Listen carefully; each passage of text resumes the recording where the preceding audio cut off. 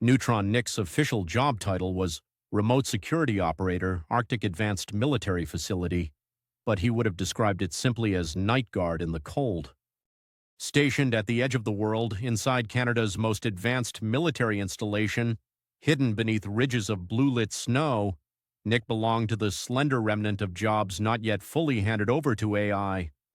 Though every entrance had facial scanners and every hallway a loitering patrol bot, the physical presence of a human at the security desk was, in theory, the final layer of prudence. 4 monitors, each showing different views, corridor, checkpoint, the snow-covered electrical bunker, and the server row, kept him company.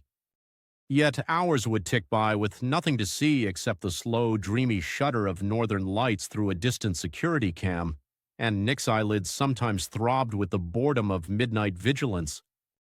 In theory, Nick should have spent every minute cross-checking logs and monitoring idle machinery. In practice, like nearly everyone shackled to overnight security, he spent more and more time on YouTube.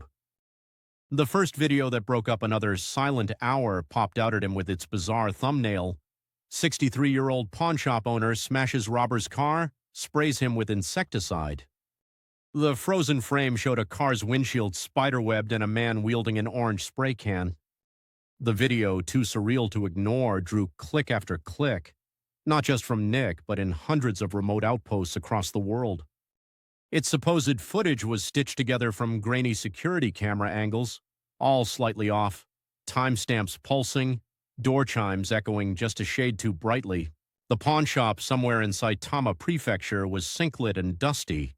2 masked robbers burst in, looting trays of cash vouchers. Suddenly, the shop owner appeared, nearly double their age and half their size, wielding a wrench with wicked intent. The attackers fled to their car, only to find the windshield shattered by the furious shopkeeper. Then his wife arrived, spraying aerosol pesticide through a gap in the glass. The burglars, wheezing, tumbled out and into waiting police arms.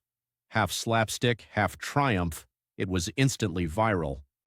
As Nick watched, he never noticed the glitches, the strings of random pixels flickering at the edge of vision, the too smooth transitions between angles that made real security cams look like costly film tricks. He only laughed heartily and, as the narrator's voiceover urged, shared this with a friend who could use a good story. And he did, onto his Facebook, his Twitter, a few group chats, even a short TikTok reaction. The upload took seconds. It was, he assumed, the highlight of an otherwise sterile shift. But the next thumbnail was even stranger, a concrete park bench with long, bright metal spikes poking out like a tongue of silver teeth. The animated diagram showed the new thrust ejectors, a supposed anti-loitering device being installed across Chinese cities. A hidden timer would trigger after 10 minutes, popping the sleeper up and out, spikes twitching for maximum deterrence. To Nick, the only oddity was a faint lag each time he loaded the next video. But behind the scenes, the worm wormed deeper, exploiting browser cache, jumping the air gap between the security feed and the Wi-Fi Nick still used on an auxiliary laptop to watch streaming video on slow shifts.